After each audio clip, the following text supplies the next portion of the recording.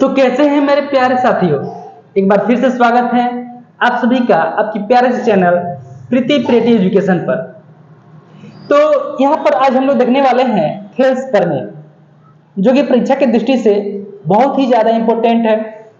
और थेल्स प्रमेय सीखने के बाद ही हम लोग आसानी से अध्याय 6.2 को बना सकते हैं। लेकिन एग्जाम की दृष्टि से यह बहुत ही ज्यादा इंपॉर्टेंट है, क्योंकि एग्जाम में बहुत बार पूछ देता है कि थेल्स प्रमेय लिख करके सिद्ध कीजिए। अगर पूछेगा कि थेल्स प्रमेय लिख करके सिद्ध कीजिए, तो सबसे पहले आप लोगों को ये जो यहाँ पे पूरा कथन लिखा हुआ है उस कथन को लिखना पड़ेगा, उसके बाद से उसको सिद्ध करना पड़ेगा। या तो यह कथन दे देगा और कहेगा कि इस कथन को आप सिद्ध कीजिए। तो बिना समय गवाते हुए चलिए हम लोग शुरू करते हैं थेल्स प्रमेय, इसको सिद्ध करते हैं। ठीक है, देखिए कह रहा है कि यदि किसी त्रिभुज में, तो सबसे पहले यहाँ पे एक त्रिभुज हो गया। यदि किसी त्रिभुज की एक भुजा के समांतर, एक भुजा यानी कि बीसी के समांतर या एसी के समांतर या एबी के समांतर दो अन्य भुजाओं को भिन्न भिन्न बिंदुओं पर प्रतिच्छेद करने के लिए एक रेखा खींची जाए। तो यहाँ पर एक रेखा खींच देते हैं। रेखा खींची जाए तो ये अन्य दो भुजाएं एक ही अनुपात में विभाजित हो जाती हैं। इसका नामकरण कर देते हैं पी क्यू।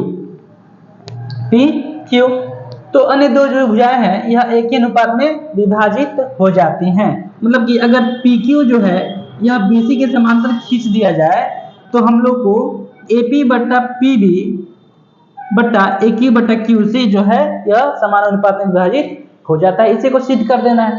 तो चलिए यहाँ पे देख लेते हैं। सबसे पहले हम लिख लेंगे जो दिया है जो उसको लिख लेंगे। तो क्या दिया है, इसमें दिया है कि PQ जो है वह समांतर है किसके, BC के। PQ समांतर है BC के। उसके बाद हम लिख देते हैं सिद्ध करना है। क्या सिद्ध करना है बाबू, तो हम लोग को सिद्ध करना है AP बट्टा PB बराबर AQ बट्टा QC, AQ बट्टा QC, ये सिद्ध करना है। ठीक है, बहुत ही अच्छा बात है।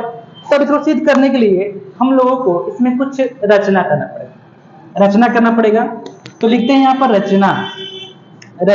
अब यहाँ पर ध्यान दीजिएगा, ये रचना किसी लड़की का नाम नहीं है, यहाँ पे रचना करना है। तो सबसे पहले जो रचना करते हैं कि यह जो AQ है, इस AQ पर हम एक लंब खींच देते हैं। लंब क्या होता है आप लोगों को पता ही है। लंब जो होता है वह आधार के साथ 90 डिग्री का कोण बनाता है, उसी को हम लोग क्या बोलते हैं, लंब बोलते हैं। इसका नंबर देते हैं R और एक और लंब खींच देते हैं AP पर Q से, इसका नाम कर देते हैं S। ये भी जो है अपने आधार के साथ कितना डिग्री का कोण बनाएगा, 90 डिग्री का कोण बनाएगा। ठीक है ना। तो चलिए रचना में जो हम किए हैं उसको लिख देते हैं। हम रचना किए हैं PR लंब डाला गया किस पर, AQ पर, और QS लंब डाला गया किस पर, तो ये डाला गया है AP पर। बहुत ही अच्छे। इसके अलावा हम लोग करना क्या है, P को C से मिला देना है और B को Q से मिला देना है। P को C से मिला, इसको चाहे तो आप लिख भी सकते हैं या फिर ऐसे भी छोड़ दीजिए उसको। ठीक है ना। P को C से मिला देना है और B को PQ से मिला देना है। अब चलिए हम देखते हैं। सबसे पहले यहाँ पे हम लिखते हैं एरिया ऑफ त्रिभुज APQ। प्रमाण में ये प्रमाण है, एरिया ऑफ त्रिभुज APQ। तो आप लोगों को पता है ना कि त्रिभुज का क्षेत्रफल बराबर क्या होता है, ये होता है 1/2 गुणे आधार गुणे ऊंचाई। ये ना होता है बाबू, लिख देते हैं 1/2 आधार APQ में आधार को भी मान लेते हैं AP को क्या मान लेते हैं, आधार मान लेते हैं। अगर AP को हम आधार मानेंगे तो ऊंचाई क्या हो जाएगा, तो ऊंचाई यहाँ पे इस पर जो लंब होता है वही क्या होता है, ऊंचाई होता है। देखिए तो ये इस पे लंब डाला गया ना, तो इसका ऊंचाई हो जाएगा। तो यहाँ पे हम लेते हैं QS, ठीक है, इसको मान लेते हैं समीकरण नंबर 1, समीकरण नंबर 1। अगेन हम यहाँ पे लिखते हैं एरिया त्रिभुज PQB, तो हम यहाँ पे अगेन लिखेंगे 1/2 गुणे आधार गुणे ऊंचाई, जो कि त्रिभुज के एरिया का सूत्र होता है, ठीक है।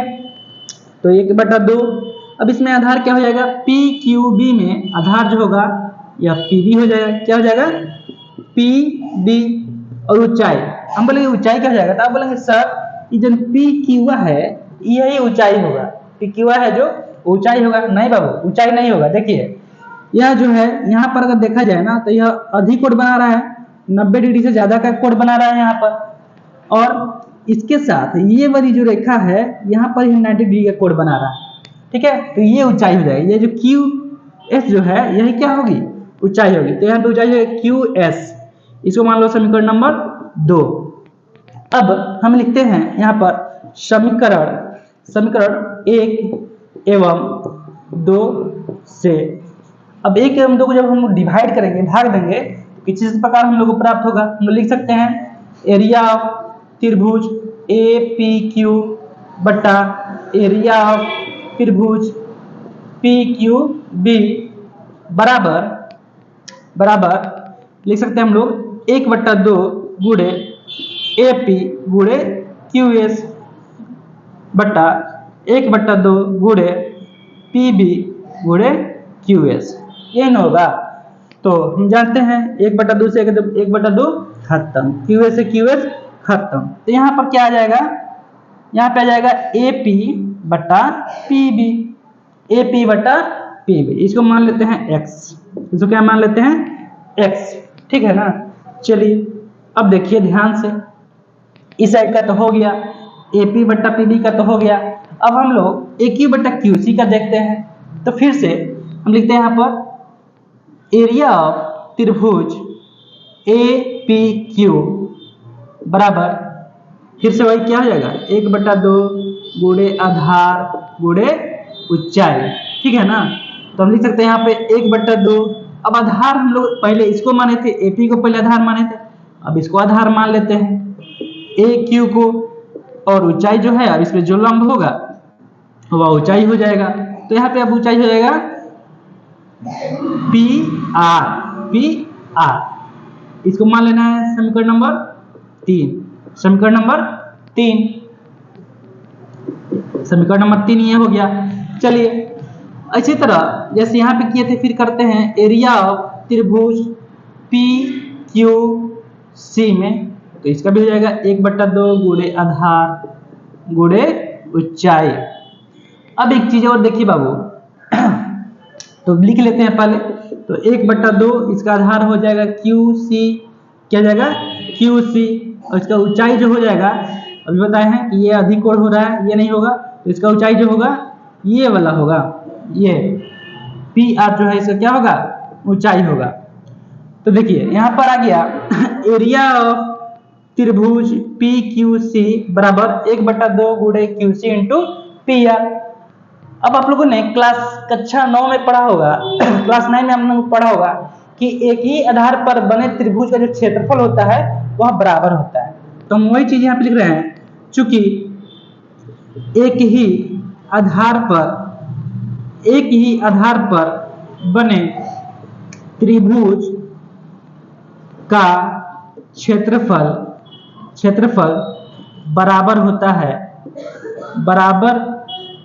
है, इसलिए अब चलिए देखिए ये रहा आधार आपका BC रहा आधार, और इस पे कौन कौन सा त्रिभुज बना है, तो PQB बना है और PQC बना है, PQB बना है और PQC बना है। इसलिए लिख सकते हैं हम एरिया ऑफ त्रिभुज PQB बराबर एरिया ऑफ त्रिभुज PQC लिख सकते हैं ना। तो इसलिए हम लोग यहाँ पर एरिया ऑफ त्रिभुज PQC की जगह पर एरिया ऑफ त्रिभुज PQB लिख सकते हैं। यहाँ पे क्या हो जाएगा एरिया ऑफ त्रिभुज PQB बराबर 1/2 गुणे QC गुणे PR, इसको मान लेते हैं समीकरण नंबर 4। समीकरण नंबर 4। अब यहाँ पे अगेन आ जाएगा क्या, समीकरण 3 एवं 4 को जब हम लोग डिवाइड करेंगे तो हम लोग को मिल जाएगा, क्या मिल जाएगा, एरिया ऑफ त्रिभुज ए पी क्यू बटा एरिया ऑफ त्रिभुज पी क्यू बी बराबर 1/2 गुणे ए क्यू गुणे पी आर बटा 1/2 गुणे क्यू सी गुणे पी आर। ये प्राप्त होगा हम लोग को। यहाँ पे देख सकते हैं 1/2 से 1/2 खत्म, पी आर से पी आर खत्म। यहाँ पे हो जाएगा ए क्यू बटा क्यू सी, ए क्यू बटा क्यू सी। अब यहाँ पे देखिए इसको मान लेते हैं y, क्या मान लिए y। तो थोड़ा सा ध्यान दीजिए यहाँ पर, देखिए बाबू समीकरण x में देख रहे हैं कि एरिया ऑफ त्रिभुज ए पी क्यू और एरिया ऑफ त्रिभुज पी क्यू बी बराबर है एपी बटा पीबी। और यहाँ पे समीकरण y में एरिया ऑफ त्रिभुज ए पी क्यू बटा एरिया ऑफ त्रिभुज पी क्यू बी बराबर यहाँ पे है ए क्यू बटा क्यू सी, ए क्यू बटा क्यू सी। तो हम लिख सकते हैं, क्या लिख सकते हैं, तो हम लिख सकते हैं समीकरण x एवं y की तुलना करने पर हम लोग को प्राप्त होगा क्या प्राप्त हो जाएगा, यहाँ पे हम लोग को प्राप्त हो जाएगा ए पी बटा पी बी बराबर ए क्यू बटा क्यू सी। हम लोग को क्या करना था, ए पी बटा पी बी बराबर ए क्यू बटा क्यू सी, ये ना सिद्ध करना था बाबू। तो ये क्या हो गया, सिद्ध हो गया। तो वीडियो आप लोगों को अगर अच्छा लगा हो तो अपने दोस्तों के साथ जरूर शेयर कीजिएगा, और अगर आप चैनल पर नए हैं तो लाइक शेयर सब्सक्राइब जरूर कीजिएगा। चलिए फिर मिलते हैं अगले वीडियो में, तब तक के लिए बाय।